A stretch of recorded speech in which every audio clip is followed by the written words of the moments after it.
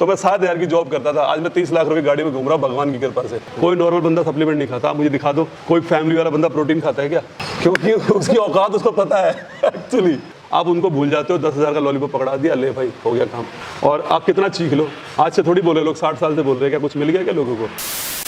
Hello दोस्तों, राम राम, स्वागत है आप सभी का हमारे आज के नए एपिसोड में और हमारे शो में जिसका नाम है मोर देन देसी। तो चलिए मैं आपको मिलाता हूं हमारे आज के मोर देन देसी गेस्ट, जिनका नाम है मिस्टर राहुल फिटनेस। सही भाइयों को राम राम। तो भाई थैंक यू वेरी मच, आप इंटरव्यू के लिए आए, आपका बहुत बहुत आभार प्रकट करते हुए भाई। तो राहुल भाई, ये तो सभी को पता है आपके बारे में कि आप एक IFBB प्रो एथलीट हो। बस जस्ट टू रिकॉल मैं जानना चाहता हूँ कि आपके पास कितने टाइटल्स हैं, कौन कौन से टाइटल्स हैं आपके पास? बेसिकली मैं 8 साल से बॉडी बिल्डिंग कर रहा हूँ। तो पहले मैं बॉडी बिल्डिंग करा करता था, फिर मैंने क्लासिक में स्विच करा, मुझे क्लासिक पसंद आ गया तो मैं क्लासिक खेलने लग गया, क्योंकि उसी हिसाब से फ्रेम मेरा डेवलप होता चला गया जी। फिर मेरी इंजरी हो गई कुछ लेग्स वगैरह में, फिर मैं स्विच कर गया मेंस फिजिक में फर्स्ट टाइम जी। और लगभग मेरे पास सारे टाइटल है, चाहे वो YMC हो, मिस्टर दिल्ली हो, इंडिया, नॉर्थ इंडिया, ठीक है। टोटल मिला के मेरे पास 60 के अराउंड है ना मेरे पास टाइटल है सारे के सारे। चाहे वो जिराई क्लासिक ओवरऑल हो, चाहे वो बॉडी पावर हो, ठीक है, चाहे वो आपका शेरू क्लासिक हो, तो लगभग सारे ही है। और कभी टाइम मिला तो मैं दिखाऊंगा आपको, सारे मेडल घर में लगे हुए हैं। बिल्कुल, आज तक मैंने किसी को दिखाया नहीं है फिलहाल। ये मेरा सौभाग्य होगा कि आपके मेडल देखना, जो 60 मेडल मतलब एक ही वॉल पे रखे हुए, टंगे हुए, अपने आप में एक अचीवमेंट है। वो सारे मैंने ना, मेडल जगह नहीं है घर में, तो मैंने सब बेड के अंदर रख रखे हैं। जब एक बड़ा घर लेंगे ना तो फिर उसको पूरा सजाऊंगा, क्योंकि वही आपकी यादें रहती है लाइफ में। जब एक एज हो जाती है ना तो उसको देख देख के बंदा खुश हो जाता है कि यार मैंने इतनी लाइफ में मेहनत करी और वो सारी चीज़ें मेरे पास जो है उसको देख के फिर बढ़िया लाइफ कट जाती है। काफ़ी सारे एथलीट्स की ना काफ़ी सारी वीडियोस देखी है, उनकी शिकायतें वाली वीडियोस देखी है हमारे जो फेडरेशंस होती है इनसे, कि इतनी मेहनत करने के बाद भी उन्हें स्कोप नहीं दिखाई दिया, कोई जॉब नहीं मिली, कोई एक्सपोजर नहीं मिला, कोई स्पॉन्सरशिप नहीं मिली, तो उन्हें लगता है कि ये मेहनत करने के बाद ना सब कुछ बेकार हो गई।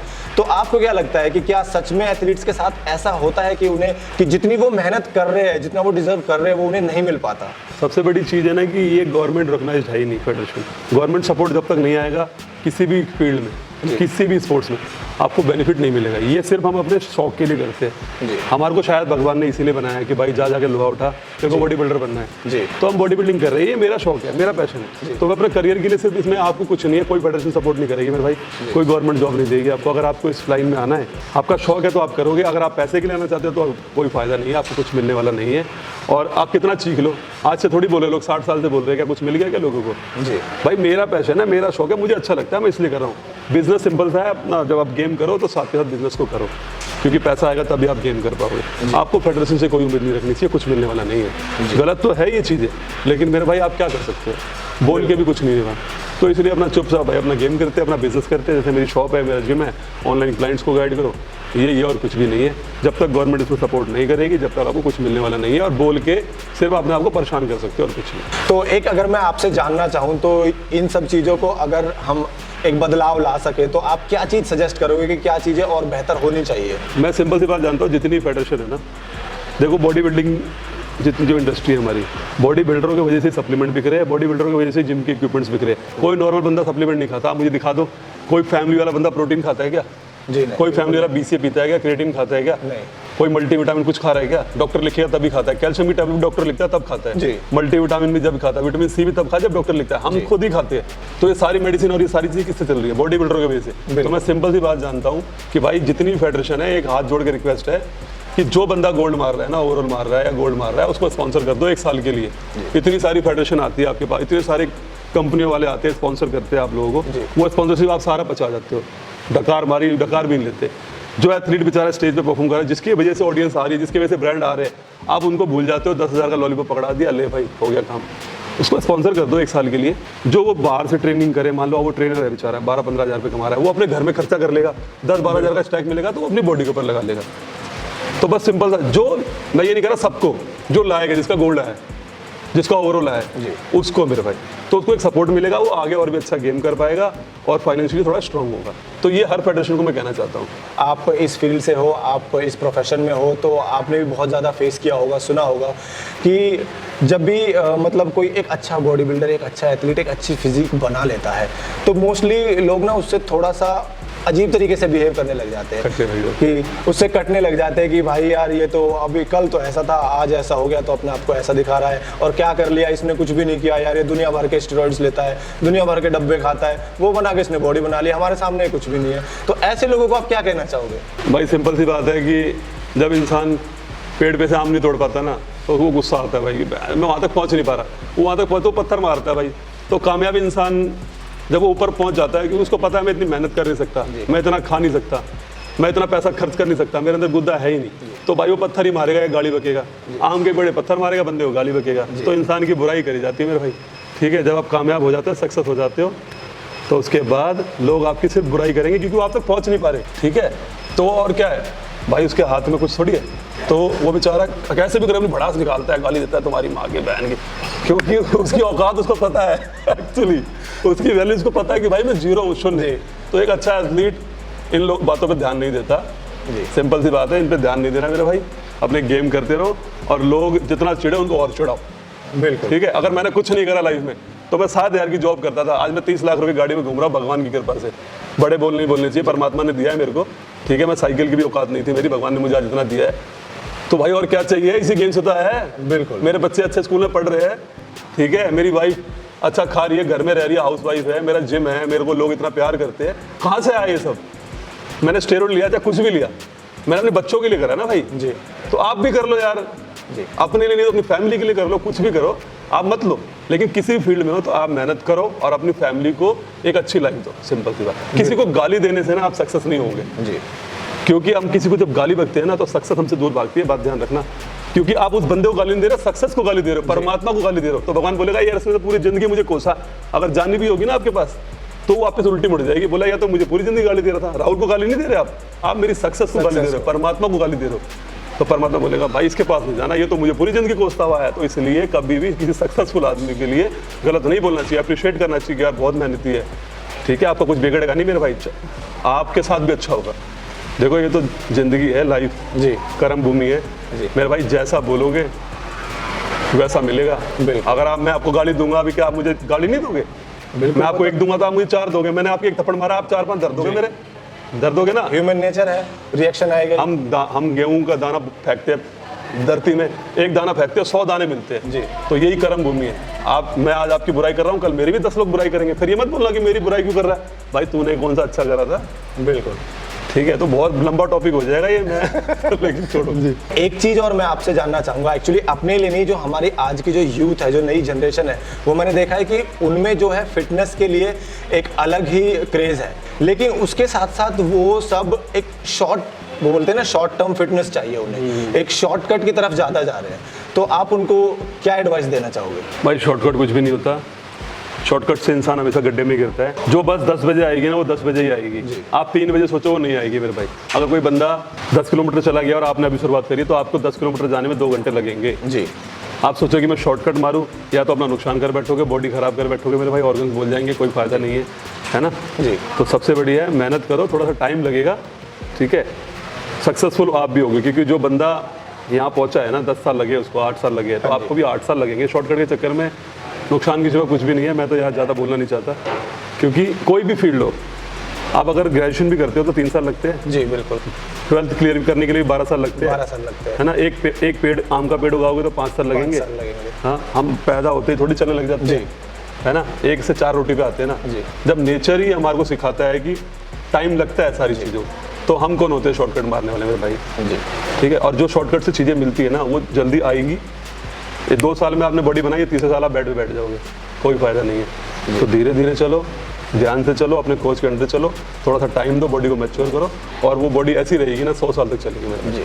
तो एक राहुल भाई, एक चीज़ और मैं जानना चाहूँगा कि ये जो बॉडी बिल्डिंग है, इसमें आपको पता है कि जब आप कंपटीशन में होते हो तो बहुत सारे रिस्क इन्वॉल्व होते हैं इसमें। एक तो ये बहुत ही महंगा स्पोर्ट है, प्लस उसके साथ साथ में आपके हेल्थ रिलेटेड इश्यूज भी, रिस्क भी बहुत ज़्यादा होते हैं। तो वो उन रिस्क को मिनिमाइज करने के लिए क्या करना चाहिए? भाई सबसे पहले तो आपकी डाइट क्लीन होनी चाहिए, और जो भी चीज़ें आप यूज़ कर रहे हो उसकी प्रॉपर प्रिकॉशंस होनी चाहिए। अच्छे कोच के अंडर में ट्रेनिंग करो।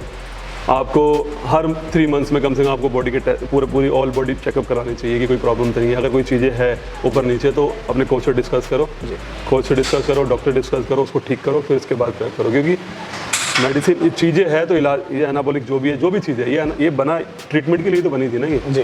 ट्रीटमेंट भी होती है, लेकिन इसका एक्स्ट्रा एब्यूज़ करोगे तो भाई प्रॉब्लम्स भी बहुत सारी होती है। हाँ जी। तो सिंपल सी बात है, ध्यान से चलना है, अपने कोच के अंडर में चलना है और बैक टू बैक टेस्ट कराने हैं और बॉडी के ऑर्गन चेक करते रहो कि कोई प्रॉब्लम ना हो, ठीक है। और लगे कुछ प्रॉब्लम है तो वही गैप दे दो और जब चीज़ों को ठीक करो और फिर देन स्टार्ट करो, तो आप सही कर चल पाओगे। और अनाड़ी अगर बंगाली के पास चले जाओगे, बंगाली डॉक्टर के पास, तो भाई वो तो बेटा कर देगा तो इसलिए हम यूएस के पास ही रहना पड़ेगा आपको। राहुल भाई, जैसे आप जानते हैं कि हर एक बॉडी बिल्डर का ना सपना होता है मिस्टर ओलंपिया, कि वो वर्ल्ड लेवल पे चैंपियन बने। तो लेकिन हमारे इंडिया से अभी तक कोई भी मिस्टर ओलंपिया का टाइटल नहीं जीत पाया है। तो मैं आपकी राय जानना चाहता हूँ कि ऐसा क्यों है, इंडिया से कोई भी मिस्टर ओलंपिया क्यों नहीं बन पाया, क्या रीज़न हो सकता है इसके पीछे? सबसे पहले तो देखो, हमारा कल्चर है ना, हमारे पास पूरी फैमिली है जी। एक परिवार है, तो बॉडी बिल्डर एक तो बहुत महंगा स्पोर्ट्स है, ठीक है। ऊपर से फैमिली सपोर्ट बहुत ज़रूरी होता है। फैमिली सपोर्ट भी करती है तो पैसे से बंदा फाइनेंशियली वीक हो जाता है, फाइनेंशियली अगर वो स्ट्रॉन्ग है तो वो मेंटली डिस्टर्ब हो जाता है और एक तो यहाँ का खान पान मेरे भाई, और नॉलेज की कमी। अगर ये सारी चीज़ें एक एथलीट के पास हो, इंडिया में बंदे के पास अब धीरे धीरे आ रही है और लोग पहुँच रहे हैं वहाँ तक। आने वाले टाइम पर आपको ओलंपिया जीतने वाले ही मिलेंगे, चाहे थोड़ा टाइम लग जाएगा। समय मैं यहाँ पे नहीं बताऊँगा क्योंकि भाई लोग बहुत सारे गाली बन देंगे, ठीक है। तो लगेगा टाइम और ज़रूर बनेगा भाई कोई ना कोई ओलंपिया बॉडी बिल्डिंग के अंदर, मैंने फिजिक क्लासिक किसी में थोड़ा समय लगेगा क्योंकि जो नॉलेज नहीं थी ना, वो नॉलेज धीरे धीरे इंडिया में आ चुकी है मेरे भाई, और लोगों के अंदर पोटेंशियल दिख भी रहा है। तो आने वाले टाइम पे आपको बहुत जल्दी देखने को मिलेगा। बस ये है कि सारी चीज़ें ठीक होती चली जाए, फाइनेंशियली स्ट्रांग हो जाए बंदा। बाहर का तो आपको पता ही है सिस्टम कि भाई वो फैमिली वो शादी जब करते हैं, जब वो मिस्टर ओलंपिया वगैरह बन जाते हैं नहीं, और उनको फाइनेंशियल सपोर्ट ब्रांड देती है या गवर्नमेंट देती है, मुझे नहीं पता। तो बस इसी वजह से भाई इंडिया के लोग अभी तक नहीं पहुंच पाए। क्या आपको लगता है कि इंडिया में अभी हम अगर प्रेजेंट की बात करें, अगर हम आपके बॉडी बिल्डिंग की ही बात करें, तो क्या आपको लगता है कि अभी जिस लेवल की जो फैसिलिटीज़ होनी चाहिए, जो सप्लीमेंट, जो न्यूट्रिशन होने चाहिए, जिस रेंज में या फिर जिस प्योरिटी में होने चाहिए, वो इंडिया में अभी अवेलेबल है? इंडिया के अंदर तो सारी चीज़ों में मिक्सिंग है। आप खाने से लेके फूड, खाने के आइटम भी नहीं बच्चे, आप देखो सब्जियों में देख लो आप, सारी चीज़ें कितनी सारी चीज़ें यूज़ होती है, यूरिया इंजेक्शन वगैरह लगा के सारी चीज़ें। प्योर तो कुछ है ही नहीं भाई यहाँ पे, क्योंकि गवर्नमेंट का ध्यान नहीं है बिल्कुल इस तरफ। लोग क्या खा रहे हैं क्या पी रहे, गवर्नमेंट को कोई फर्क नहीं पड़ता, हमको सिर्फ पैसा चाहिए, ठीक है ना जी। तो मैं तो सिंपल सी बात जानता हूँ, जब गवर्नमेंट स्ट्रिक होगी तो चीज़ें भी प्योर मिलेगी, और जब प्योर चीज़ें मिलेगी तो अच्छा एथलीट भी तैयार होंगे मेरे भाई। और बात करें सप्लीमेंट की, तो मैं इसके बारे में कोई कमेंट नहीं कर सकता।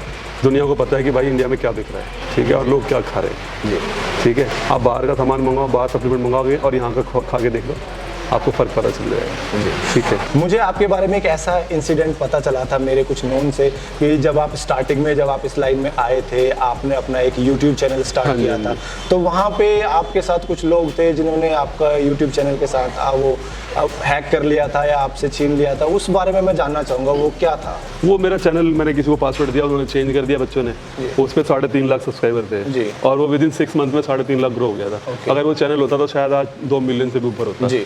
लेकिन उसके बाद फिर मैं गेम में लग गया, काम धंधे में लग गया, और फिर मेरा चैनल ज़्यादा ग्रो नहीं हो पाया, क्योंकि एक बॉडी बिल्डर की लाइफ में बहुत बिजी होती है, मैं ज़्यादा टाइम नहीं दे पाता यूट्यूब वगैरह पे। तो वो जो चैनल चला गया ना, वो चला नहीं फिर वो, क्योंकि लोग मेरे को देख रहे थे ना, मेरी फेस वैल्यू थी जी। मैंने उनको बोला ठीक है आप मेरी सारी वीडियो डिलीट कर दो और अपना चैनल आप चलाओ, कोई बात नहीं।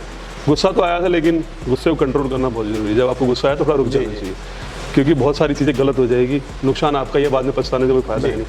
तो छोड़ दिया मैंने वो चैनल, और वो चैनल आज शायद चल भी नहीं रहा होगा। मेरे ख्याल से उस पर 1.5 लाख के करीब सब्सक्राइबर रह गए होंगे। अगर वो चलेगा भी तो वो 0 हो जाएगा, क्योंकि लोग मुझे देखते थे उसको जी। जब लोग आपसे प्यार करते हो, आपको देखने के लिए आ रहे हैं। बिल्कुल। आपके साथ जब ये वाला सिचुएशन हुआ, तो एक किसी के भी साथ भी ऐसा होता है ना, तो उसका मतलब लोगों पे, किसी नए लोग पे जल्दी से विश्वास नहीं कर पाते। बात नहीं, मेरा पता है नेचर कैसा है, मेरी तुला राशि है, मेरा नाम राहुल है, आर्स, ठीक है। तो राजकुमार भी बोलते हैं, राहुल भी बोलते हैं, ठीक है। तो क्या होता है कि मैं अपना नेचर नहीं छोड़ सकता। मेरे को भगवान ने ऐसा ही बनाया है कि मैं बहुत जल्दी लोगों पर ट्रस्ट कर लेता हूँ। जैसे कि आम का पेड़ है तो वो आम के फल ही देगा ना मेरे भाई जी। कोई कुत्ता है तो उसका काम है भौंकने का, किसी को देखता है तो ऐसा ही मेरा भी भगवान ने एक नेचर सेट कर रखा है, विश्वास करने का। तो मैं कभी भी लोगों के ऊपर ट्रस्ट विदिन 1-2 दिन में ट्रस्ट कर लेता हूँ, और मैं उनके ऊपर चीज़ें छोड़ देता हूँ कि आज से आपका है और आप इसको चलाओ, ठीक है। बाकी उनके हाथ में, जो मुझे अगर धोखा देके जाएगा तो देखो मेरे साथ कुछ नहीं कर रहा, वो अपने साथ ही बुरा कर रहा है, बिल्कुल, ठीक है ना। हम किसी का ट्रस्ट तोड़ते तो वो हमें लगता है कि यार हमने बहुत कमा लिया है, हमको बहुत फायदा हो गया, तो ऐसा कुछ भी नहीं है। अब आप एक्चुअली अपना नुकसान कर रहे हैं जी, ठीक है ना। भरोसा एक बहुत महंगी चीज़ है मेरे भाई, सस्ते लोग इसको अफोर्ड नहीं कर पाते, और जो नहीं कर पाता, और जितने लोगों ने मुझे धोखा दिया है ना आज तक, मैं आपको सही बता रहा हूँ, वो लोग कहीं के नहीं रहे मेरे भाई, चाहे वो किसी के साथ भी, सरल आदमी के साथ किया गया धोखा ना भाई बहुत बड़ा पाप होता है। और मैं कभी भी ट्रस्ट करना नहीं छोड़ता, चाहे दुनिया इधर की उधर हो जाए भाई, मैं ऐसा ही रहूँगा, चाहे मुझे लोग कुछ भी बोले। लोग आज मुझे बोलते हैं कि राहुल आप इतने अच्छे एथलीट हो, आप थोड़ा एटीट्यूड में रहो, थोड़ा ऐसे रहो। भाई मैं बहुत गरीब फैमिली से बिलोंग करता हूँ और मैंने बहुत स्ट्रगल किया अपनी लाइफ में, तो मैं चाहता हूँ कि सारे मेरे जैसे ही है, मैं अपनी फैमिली की तरह उनको ट्रीट करूँ, अपने भाइयों की तरह रखूँ। बाकी वो धोखा देंगे तो ये थोड़ी ना कि अगर एक ने मेरे साथ गलत किया तो मैं सबके साथ गलत करूँ। जी। मैं अपना नेचर नहीं छोड़ सकता। अगर कोई चोरी कर भी रहा है ना जी। तो एकदम नहीं बोलना, ठीक है, चीज़ों को इस तरीके से रखना कि उसको पता लगे कि यार भैया को ना सब पता है। जी। और मैं जो कोशिश करता हूँ कि वो सुधरे, 2 बार 3 बार गलतियाँ करे तो धीरे धीरे उसको लाइन पे लाने की कोशिश करता हूँ कि नहीं बच्चा है, कोई नहीं नादान है, नहीं पता, इसको चीज़ें सिखाई जाएगी तो वो सीखेगा तो सारी चीज़ें हो जाए। और जब बहुत ज़्यादा पानी सर से ऊपर हो जाता है तो भाई 10-12 बार अगर ज़्यादा आपने नई गलतियों आप स्वीकार कर रहे हो तो फिर मैं बोलता हूँ भाई आप जा सकते हो। मतलब आप अपनी तरफ से पूरी कोशिश करते हो कि उसको मौका दिया जाए क्योंकि बच्चा है, नहीं उसको पता, कभी उसने पैसा नहीं देखा, ठीक है ना, चीज़ें उसने नहीं देखी है, मैंने जैसे नहीं देखी थी, तो मुझे भी बहुत सारे लोगों ने सिखाया। देखो हमारा बच्चा होता है, पैदा होता है ना भाई, तो उसको डांटते हैं, टीचर डांटता है, पीटता है, क्यों पीटता है कि वो सुधर जाए, उसका बुरा थोड़ी चाहता है। तो मैं भी अपने एम्प्लॉय का या किसी दोस्त का बुरा नहीं चाहता, मैं बस ये चाहता हूँ कि वो सुधर जाए। जी। ठीक है, वो चीज़ों को समझे और फ्यूचर में वो उसके काम आएगी। बिल्कुल। तो अगर मैं उसको डांट रहा हूँ, कुछ कर रहा हूँ तो उसके भले के लिए। जी। तो राहुल भाई जैसे आप एक प्रोफेशनल एथलीट है, आपके पास बहुत सारे मेडल्स है, बहुत सारे टाइटल्स है, आप IFBB प्रो एथलीट है, प्रो कार्ड होल्डर भी है, तो अभी क्या बचा है, किसके लिए अभी आप और मेहनत कर रहे हो, आपका फ्यूचर गोल क्या है? मैं तो पहले स्टार्टिंग में से नॉर्मल बॉडी के लिए गया था, फिर बॉडी बिल्डर बन गया। बॉडी बिल्डर के बाद मेंस फिजिक में अब थोड़ी सी उम्मीद लगी कि यार मैं शायद ओलंपिया पहुंच सकता हूँ, क्योंकि जहाँ तक मुझे मेडल मिले, सेकंड वेकंड तक आया, तो मुझे थोड़ा सा और लालच है कि मैं फर्स्ट भी आ जाऊँ और ओलंपिया क्वालिफिकेशन ले लूँ। और कोशिश ये है कि ओलंपिया क्वालिफिकेशन लेंगे, टॉप 10 टॉप 5 में आ जाओ मेरे भाई। आज नहीं, 2 साल बाद 3 साल बाद, लेकिन आ जाओ। मेहनत मैं कर रहा हूँ, बहुत सारी मेरी बॉडी के अंदर कमियां भी हैं जो मुझे खुद को लगती है, उस चीज़ों को ठीक करने में लगा हूँ। हो सकता है उसको, उन कमियों को ठीक करने में 1 से 1.5 साल 2 साल का समय लग जाए, और जब ये चीज़ें ठीक हो जाएंगी तो भाई ऊपर वाले चाह तो जीतेंगे भी, ठीक है, पहुँचेंगे तो जीतेंगे भी भाई। बस ये है कि जब तक मेडल, जब तक जीतेंगे नहीं, जब तक छोड़ेंगे भी नहीं, जब तक शरीर साथ दे रहा है। और भाई अगर बॉडी ने साथ छोड़ दिया तो मैं कुछ नहीं कर सकता, बाकी मैं मेहनत नहीं छोड़ूंगा। राहुल भाई हमारी दुआ आपके साथ है, हम आपको बेस्ट ऑफ लक विश करेंगे आपकी आगे आने वाली जर्नी के लिए। And thank you so much, आपने अपना इतना कीमती समय हमें दिया। तो ये थे राहुल फिटनेस, जिनको आप भली भांति जानते भी है, एक बहुत ही पॉपुलर बॉडी बिल्डिंग एथलीट है। सभी भाइयों को राम राम, और भाई को बहुत बहुत धन्यवाद कि आपने मेरा इंटरव्यू लिया, इसके लिए थैंक यू। तो भाई का चैनल है वीर भाटी, आप जो ब्रॉडकास्ट देख रहे हो मेरे भाई, तो बहुत अच्छा इंटरव्यू ले रहे हैं, काफ़ी अच्छे अच्छे एथलीटों से मिलकर, और बहुत सारा एक्सपीरियंस वो शेयर कर रहे हैं अपना। तो भाई के चैनल को फॉलो करो मेरे भाई, सब्सक्राइब करो और अपने दोस्तों तक शेयर करो, ज़्यादा से ज़्यादा लोग देखें और भाई इंस्पायर हो सके चीज़ें। Thank you very much, love you all, जय हिंद जय भारत। वीडियो को लाइक करें और चैनल को सब्सक्राइब करना ना भूलें। Thank you so much, Ram Ram ji.